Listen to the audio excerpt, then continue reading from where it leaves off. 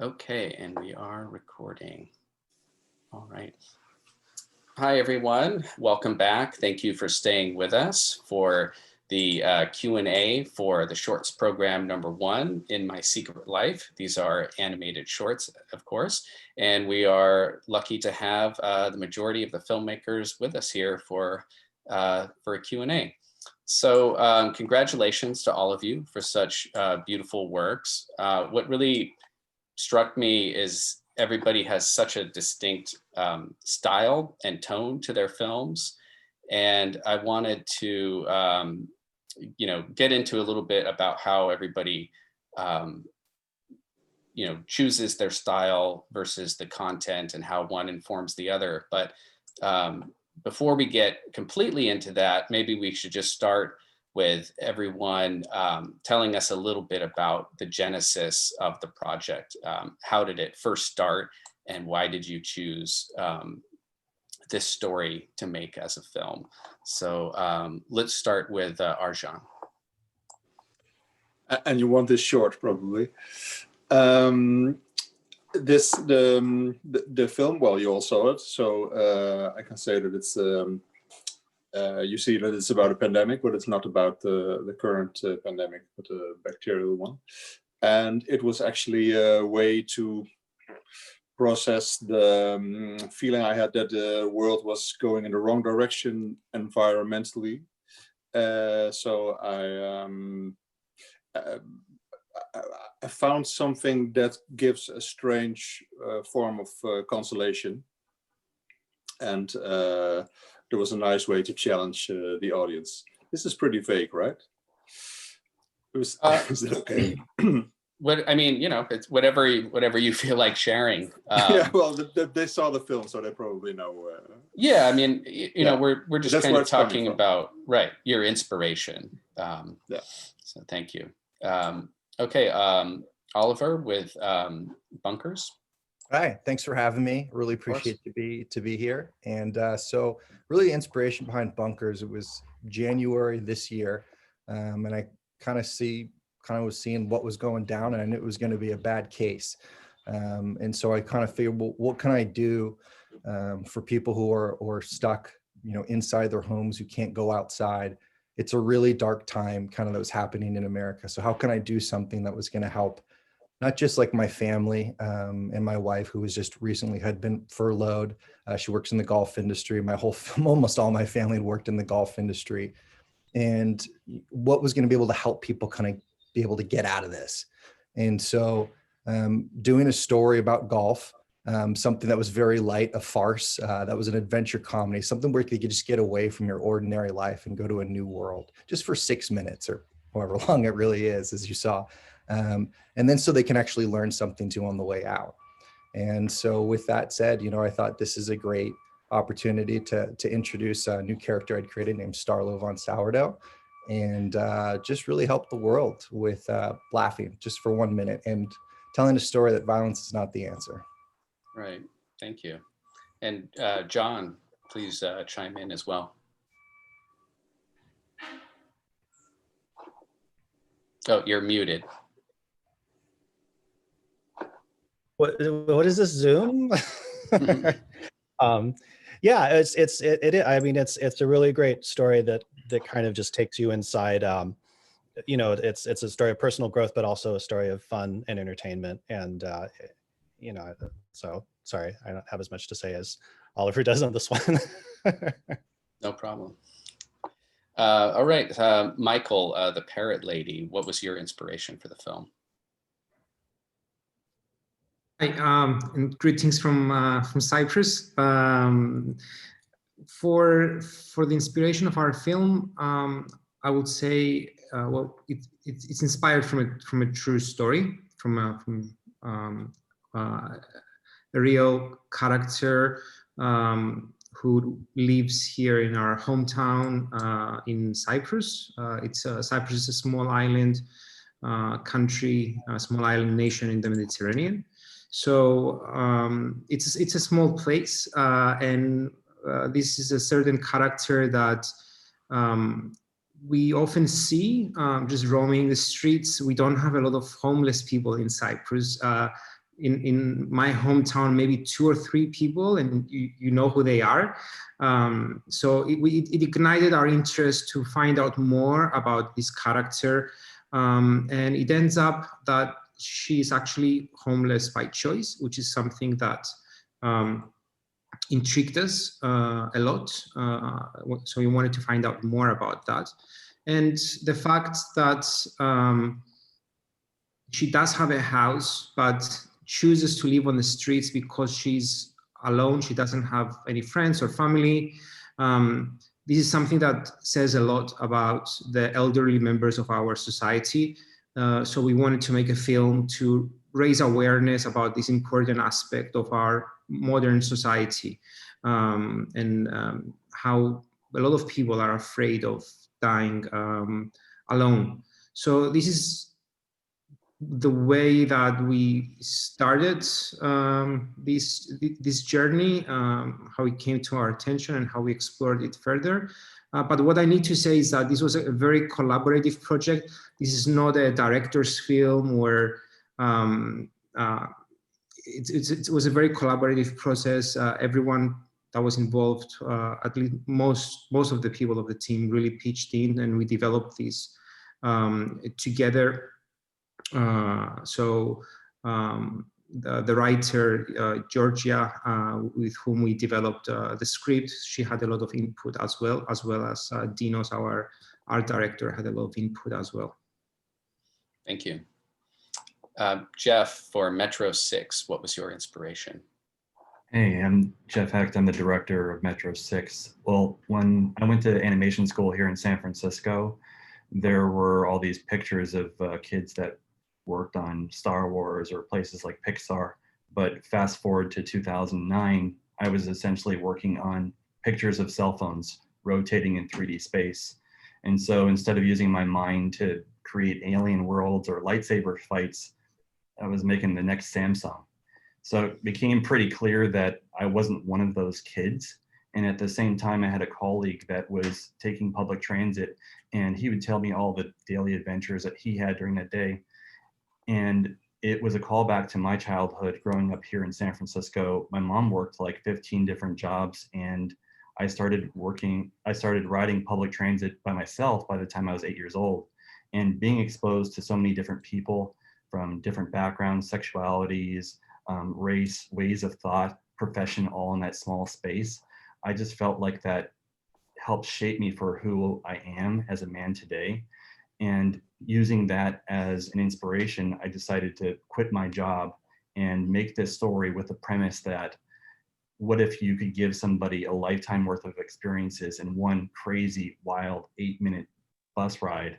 Surely that would change that person. And you just watched the film and you saw the people around him, the community of public transit colors his life. Yeah, absolutely. Thank you for sharing. As a longtime public transit writer in San Francisco, I can definitely relate. Julie, Each and Every Night, what inspired your film? Hi. Well, the first version of the movie, I actually thought like five years ago was the first version. At the time, it was a way to process problems I was having in my relationship. And then I wrote it with 2 other co-writers, Celine and Maeva, who really helped me make it a bit less personal and a bit more like it was a shared personal stories between the 3 of us. That was really nice. And then by the time it got funded, it was a way to deal with my breakup, actually. So it was really a very, very long process, but it really helped me a lot in identifying the problems I was having and then healing from the breakup. But it's not a breakup film. it's a love story. So I made it a bit more optimistic in the end. So yeah, it was a long writing process with my 2 friends now we started out as co-writers and now we're friends. So that was a very nice story for the 3 of us. Thank you. Rosemary and Sarah from GNT, what inspired your piece? Hi, Yeah, so our piece was inspired by real conversations that we were having, like usually vulgar ones as well, and it was just really laughable to us, the amusement we would get, or like the lengths we would go to validate each other's grossest fantasies, and yeah, just really back each other up, even if it was just a horrible conversation. And so it went from there. And yeah, Sarah, do you want to add anything else? No, I think you covered it. Yeah. We started off making comics as well with the girls, and I think that also inspired us a lot in terms of the way that we told the story. But yeah, all the ideas came from just us and our friends. Thank you. Thanks. Lisa, the ephemeral orphanage, what inspired your film? Like a lot of my work, it was inspired by something I found. And what I had found was a box of paper dolls in an attic that had belonged to my grandmother. And I did a little research and learned that they were from the early 1920s. And they were pretty brittle and fragile, but the fact that they had deteriorated so much just made them so much more interesting. And I held on to them for a long time. I knew I wanted to animate them. I had no idea what I was going to do with them. It's just like they were begging for it. So, so the story really just came out of experimenting with them. Really just, it felt like I was playing with my paper dolls on a set and trying to, you know, I'd set up some scenario and then just figure it out from there. It's a really, I didn't conventionally storyboard it or anything. It's a really inefficient way to make an animated film, but I think it made it more interesting, at least I hope. Yeah, absolutely. Michael, Disappearing Pathways, tell us a little bit about the inspiration for you. Hi, thank you for having us. Before I jump in there, I just want to introduce my collaborator, co-director, and also my wife. This is Elizabeth Schneider. Her name's not Elizabeth. On the Zoom label here, but I figured I'd introduce her. Apologies, our childcare fell through at the last minute, so and somehow our dog wound up in here as well. I know exactly what that's like. Yeah, it's a cool question. This animated short is actually a part of a larger anthology of animated shorts that we're producing. Each of them are singular and you know, an individual movie in and of themselves, but they belong in a larger catalog of animated shorts, each of them about 10 minutes. And the larger anthology kind of covers this idea of community and how we fit into communities, or how our characters that we're inventing might fit into a community. And also there's a lot of mental health subtext happening. So animation to animation, different metaphorical relationships to mental health. For this specific short, Disappearing Pathways, we relate it back to not just our artistic practice of walking, but also maybe like just the practice of walking and how it relates to our own lives, like just being people in a community and what walking means. Walking being a form of escape away from harsh realities, walking being another opportunity to confront harsh realities. So both escapism and something that you can use to directly confront problems in your own mind. And so that's really where this animated short came from within this larger anthology. Thank you. Emma, Arachnache, am I pronouncing that right? Arachnarchy, yeah. Okay. It's kind of a weird one. I guess the meaning behind the title is kind of a bit like the film. It's sort of a mix between this word that my co-writer and I found, Jack Eagleton, adrenarchy, I think is, I think I'm pronouncing that right. And that's like an early stage of puberty. And then arachnid, which is spider. So it's kind of a mix between the two, because the film sort of takes place in this kind of, this dollhouse that over the progression of the film kind of becomes a bit more grotesque, and there's a large spider. And so we kind of wanted to have this horror film that this coming of age film disguised as a horror film. So a lot of the imagery we used was inspired by kind of growing up and sort of bodily changes that, you know, to a young child might be really scary at first. And we sort of wanted to leave the film on a positive note and have it end with sort of this acceptance and of moving on to the next stage of life, whether it's like adulthood or whatever, and kind of just this self-acceptance at the end. So it's kind of like an optimistic horror film where the character grows up at the end. Yeah. All right, thank you. And Miranda, what inspired The Wind? Hi, everyone. Glad to be here. So The Wind started as kind of a research film, and then, as films often do, pivoted along the way.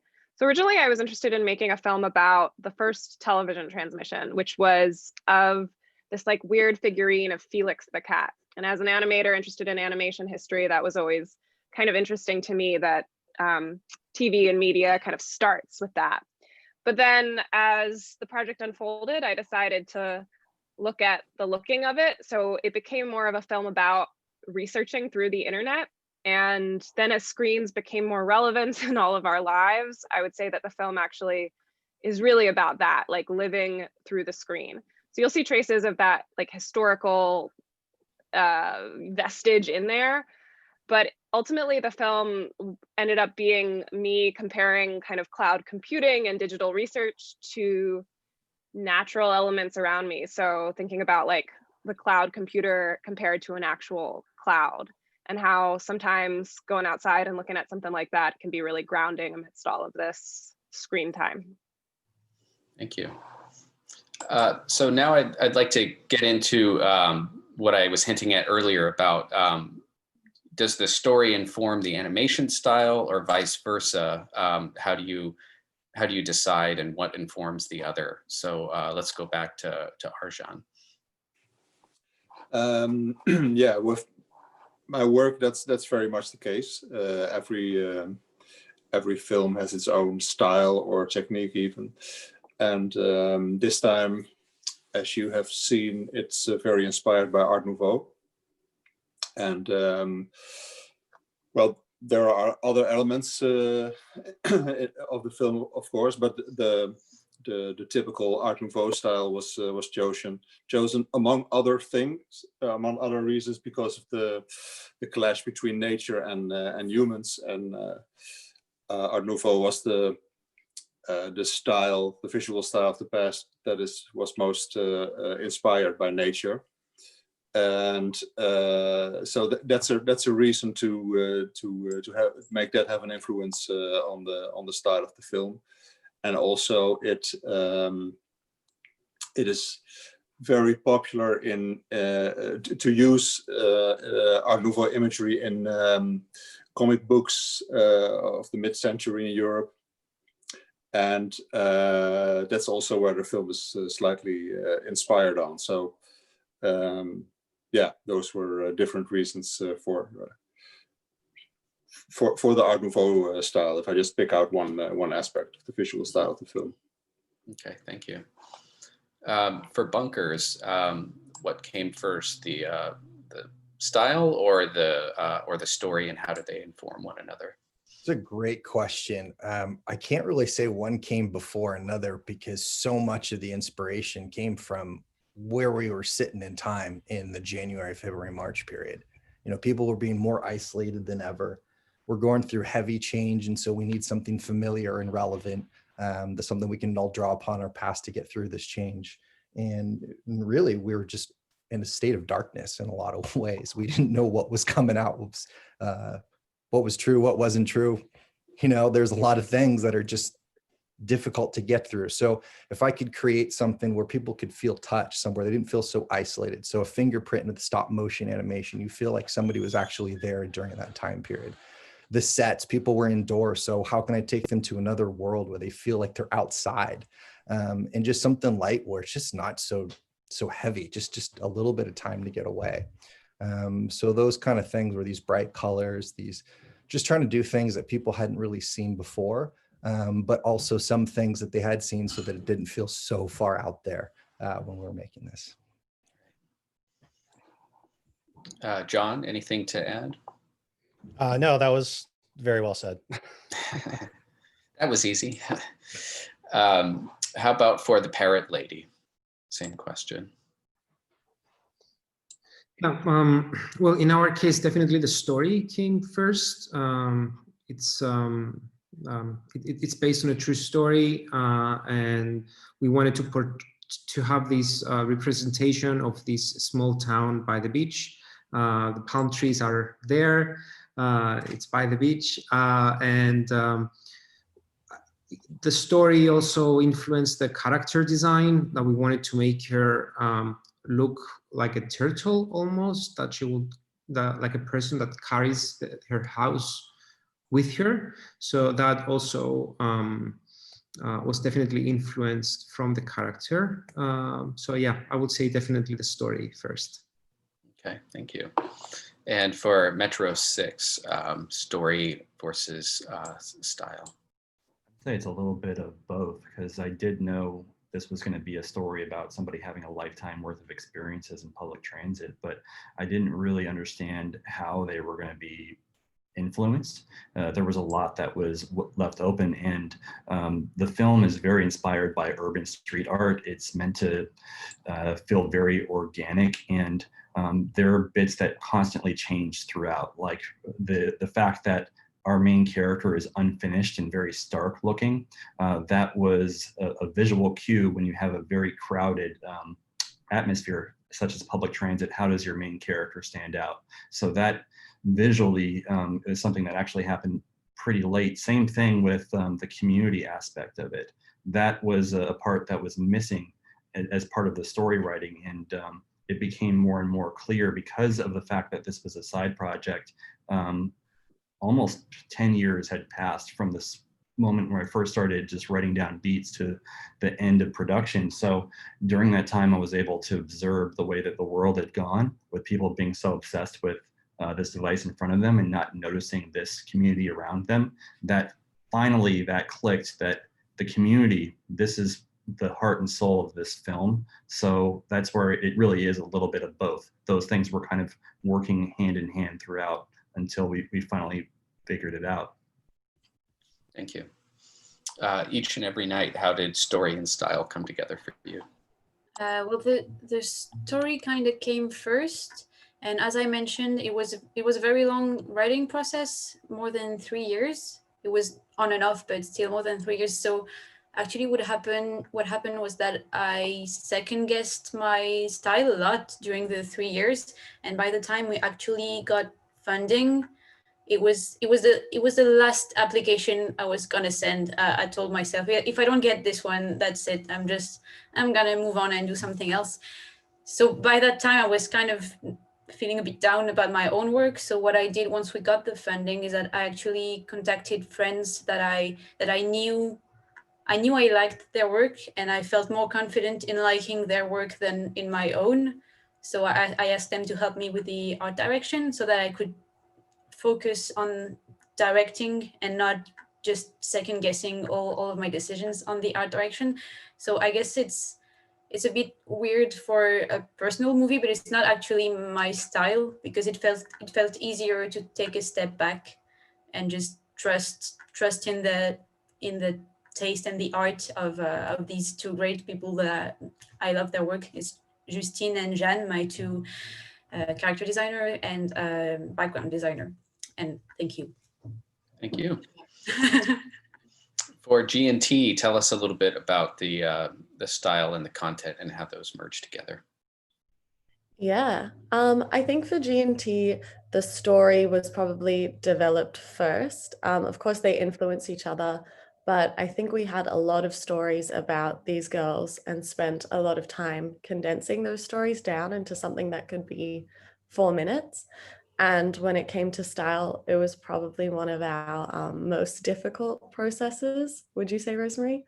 I think Yeah, definitely.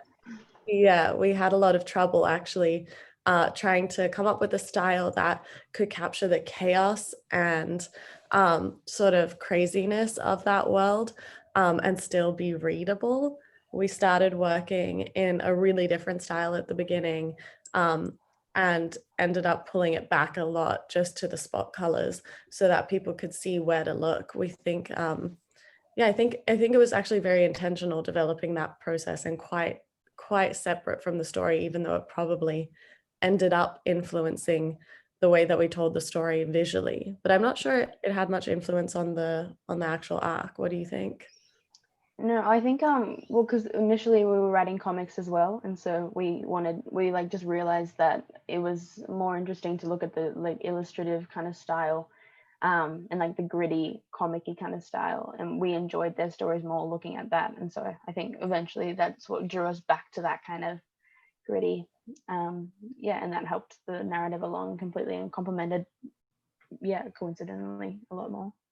Yeah, I agree. And also it's our first film and we were the only two working on it. So I think at first we had a lot of trouble trying to compromise with our style. And once we sort of got into a flow and found a look that we didn't think looked like a compromise and looked sort of different from both of our original styles, I think it started to work a lot better as well.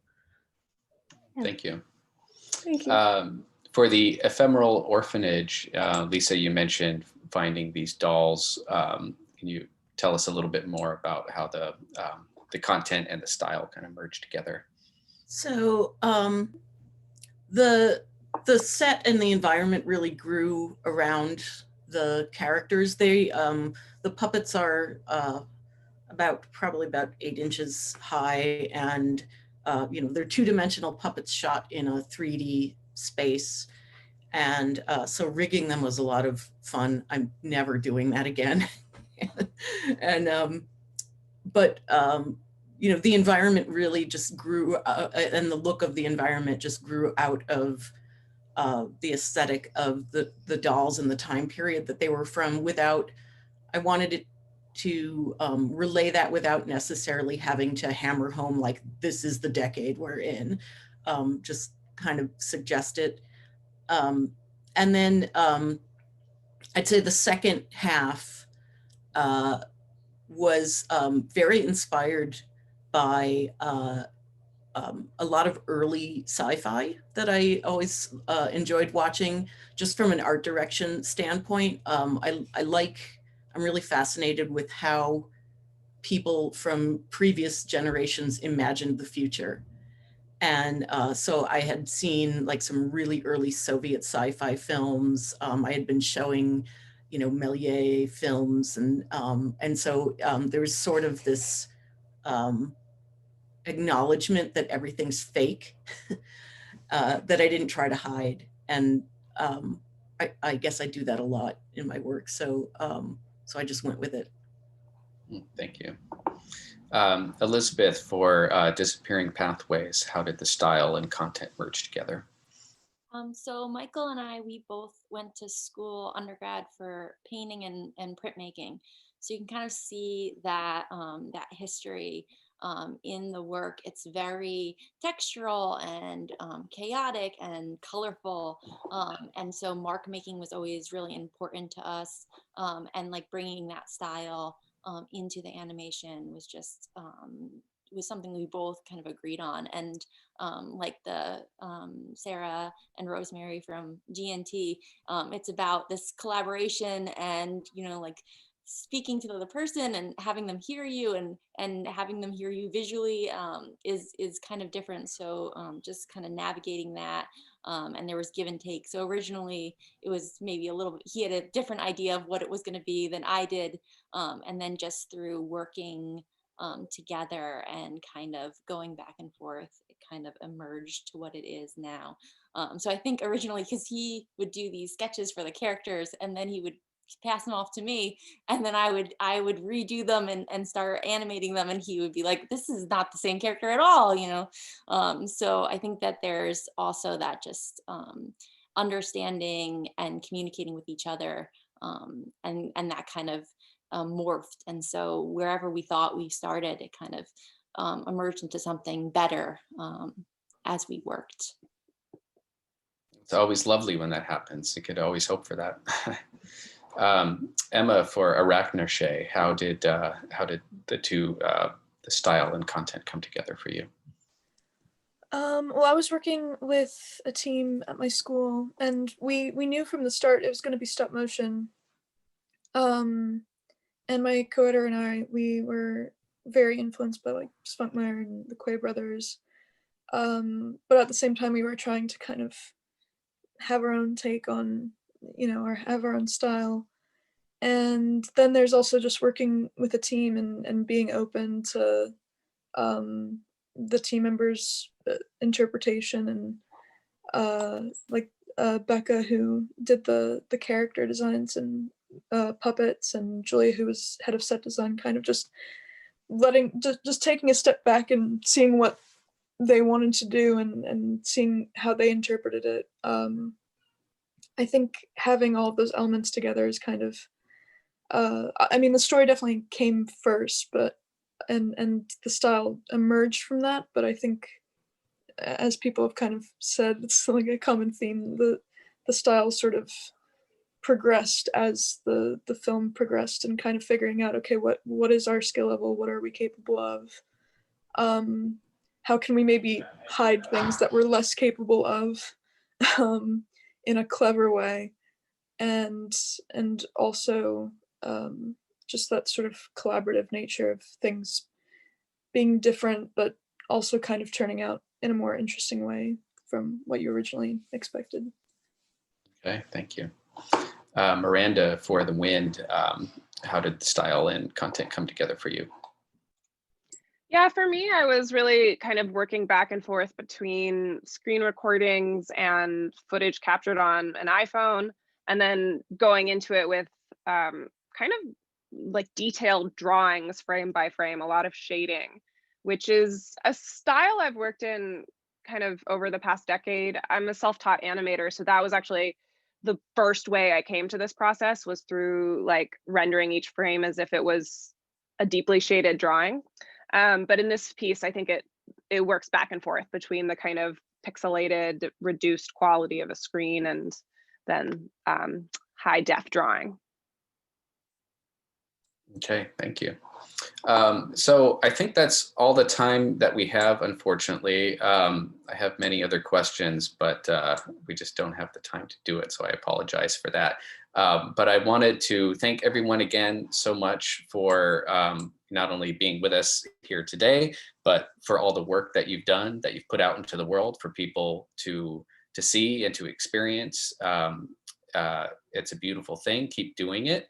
And I encourage everyone who's watching at home to see all of the other shorts programs as well. There's some really great stuff. And also look up all of these filmmakers on this Q&A. Go to their websites, their Vimeo pages, YouTube, wherever they have content, and check out their work because they're all very talented.